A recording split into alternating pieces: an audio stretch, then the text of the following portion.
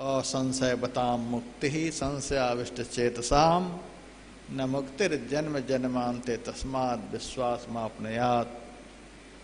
जिनके अंदर में कोई संशय नहीं होता है उसी को अखंड सुख मोक्ष प्राप्त होता है। जिनके भीतर में संशय भरा हुआ है वह जन्म मरण के चक्र में पड़ा रहता है। तो संशय दूर नहीं होगा तो महा अकल्याण होगा। तो महाराज अब समय नहीं रहा, सफर बहुत लंबा है, इसीलिए आपसे कुछ पूछना चाहता हूं। याज्ञवल्क्य मुनि ने कहा ठीक है, पूछो क्या पूछना चाहते हैं। महाराज पहले आप आसन पर विराजमान तो हो जाएं। याज्ञवल्क्य मुनि को आसन पर विराजमान किया। भरद्वाज मुनि उनके सामने बैठे, हाथ जोड़कर सबसे पहला प्रश्न, राम कवन में पूछो स्वामी। जिस राम की कथा सुनते सुनते भरद्वाज मुनि को प्रयागराज में 10,000 वर्ष बीत गए। जिस राम की कथा को सुनते सुनते भरद्वाज मुनि को प्रयागराज में 10,000 वर्ष बीत गए। कितने संत सम्मेलन कराए, कितने महापुरुषों का दर्शन किया, तो भी राम तत्व इतना निगूढ़ है कि अब तक पता नहीं चला। हम लोग कितने साल से सत्संग करते आ रहे हैं, राम की कथा सुनते आ रहे हैं, हमारा संशय तुरंत कैसे दूर हो जाएगा? हम कैसे राम को समझ पाएंगे? राम को समझना इतना आसान है। जग पे खन तुम देख निहारे, विधि हरि शंभु न चावनिहारे। तेव न जानहि मरम तुम्हारा, और तुम्हें को जान निहारा। ब्रह्मा विष्णु महेश आदि देवता भी जिनके रहस्य को नहीं जानते, उस राम के रहस्य को हम लोग जान लेंगे। इतना साधारण है राम तत्व को जानना। भरद्वाज मुनि का पहला प्रश्न यहीं से शुरू होता है, राम कवन मैं पूछूं स्वामी। राम कवन, राम कौन है?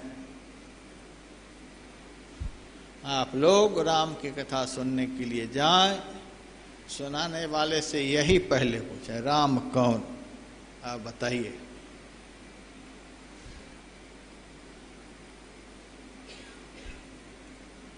रामानंद स्वामी के पास संत कबीर साहब गए और कबीर साहब ने रामानंद स्वामी से यही प्रश्न किया, राम कौन?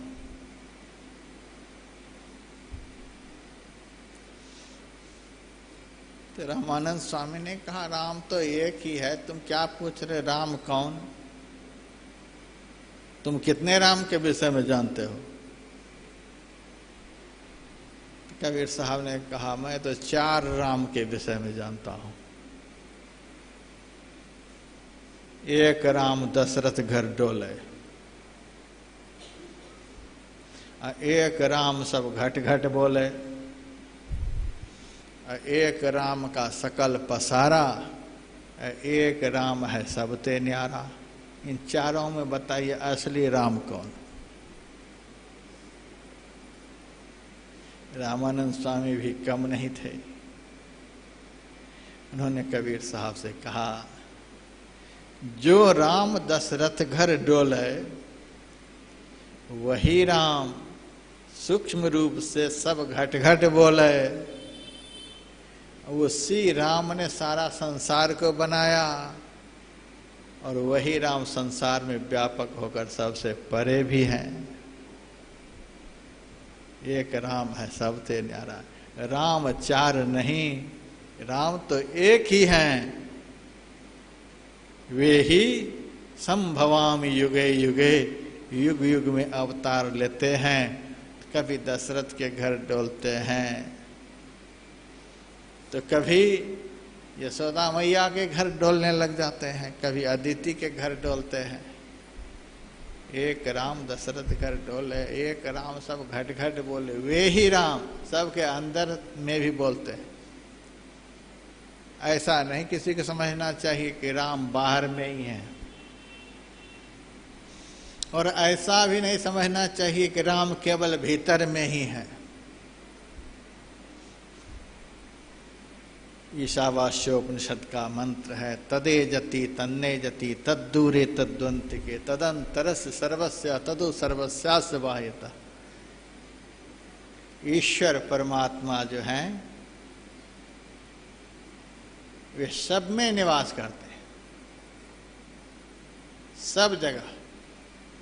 वह चलते भी हैं और नहीं भी चलते, सगुण साकार रूप में चलते भी हैं, निर्गुण निराकार में नहीं चलते हैं।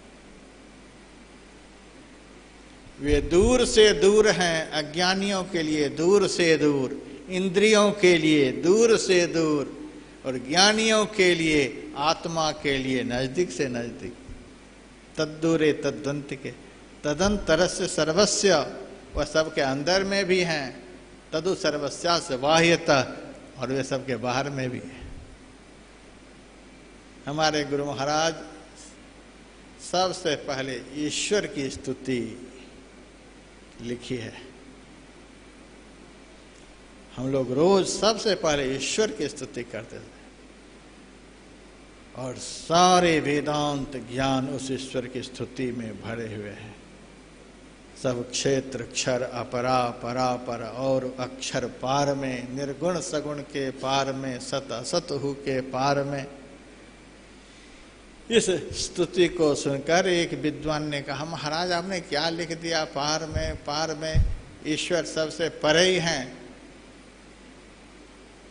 सबसे परे हैं, इधर कुछ नहीं। गुरु महाराज ने कहा, आपने समझा कहाँ?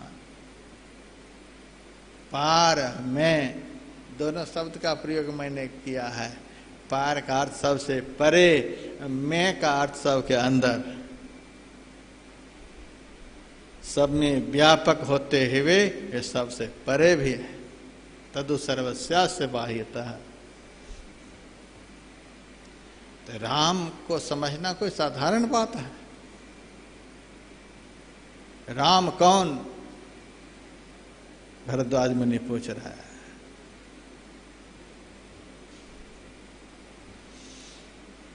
याज्ञवल्क्य मुनि ने कहा, ऐसा प्रश्न तो क्यों कर रहा है? अरे महाराज, आजकल जितने भी कथाकार आते हैं, हर वर्ष कथा सुनाते हैं, बस दशरथ जी के घर राम प्रकट हुए,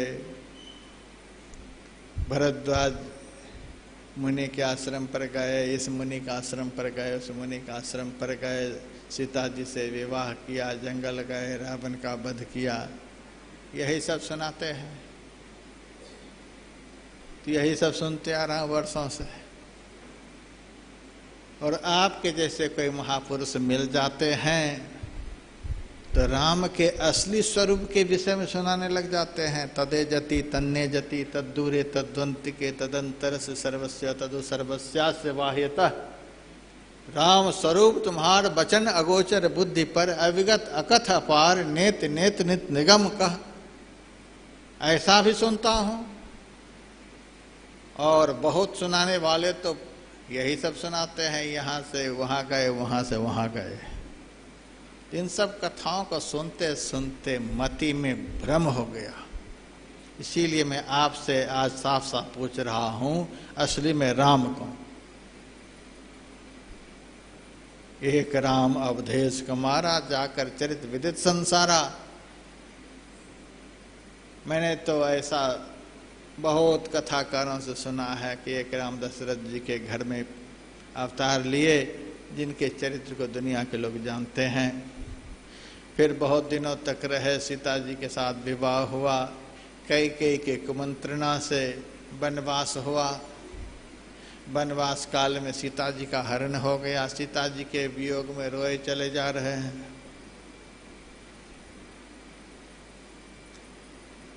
महाराज, आपके जैसे वेदांती संत, ब्रह्मज्ञानी संत तो कहते हैं परमात्मा अजन्मा है, उनका जन्म ही नहीं होता है।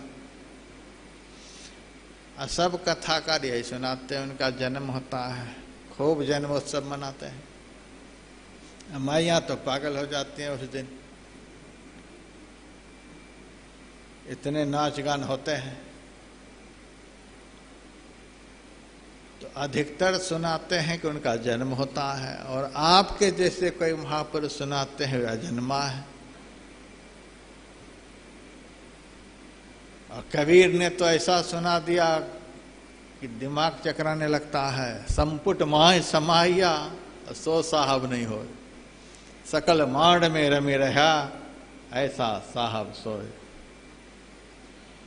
संपुट कहते हैं डब्बा को, गर्भ को, जो गर्भ में आकर के समा जाए सो साहब नहीं हो। जिनके गर्भ में सारी सृष्टि है वो कोई मानव के गर्भ में आ जाएंगे। संपुट माही समाइया, जो माता के गर्भ में आ जाए वह परमात्मा नहीं हो सकता। सकल मांड में रमी रहा मेरा साहब सोए, मेरा परमात्मा तो वह है जो सारे विश्व ब्रह्मांड में समाये हुए, जिसके अंदर सारा ब्रह्मांड समाया हुआ है, वह मेरा राम है। पास खड़ा और नजर न आवे ऐसा राम हमारा है रे। है घट में घट की सब जाने ऐसा राम नियारा है रे। सबके अंदर में रहते हैं, सबसे विलक्षण है, सबके हृदय की बात को जानते हैं। तो आप कैसे महापुरुष कहते हैं उनका जन्म ही नहीं होता। वे सबके माता पिता हैं, लेकिन दुनिया के कथाकार यही सुनाते हैं कि उनके माता पिता दशरथ जी, कौशल्या। संत जो आपके जैसे होते हैं वे सुनाते हैं कि राम में, परमात्मा में कोई विकार नहीं होते हैं। और आजकल प्राय इतने विकार वाली बात सुना देते हैं। उन्होंने शादी कर ली, बिना विकार के पत्नी को कैसे कोई स्वीकार करेगा। और उसके बाद परमात्मा में तो क्रोध हो ही नहीं सकता है। बिना क्रोध के कोई मारेगा कैसे। तो राम ने तो रावण का वध किया। तो भगवान में कहीं क्रोध विकार भी होता है, काम विकार भी होता है। परमात्मा की तो किसी में आसक्ति होती ही नहीं, निर्लिप्त है।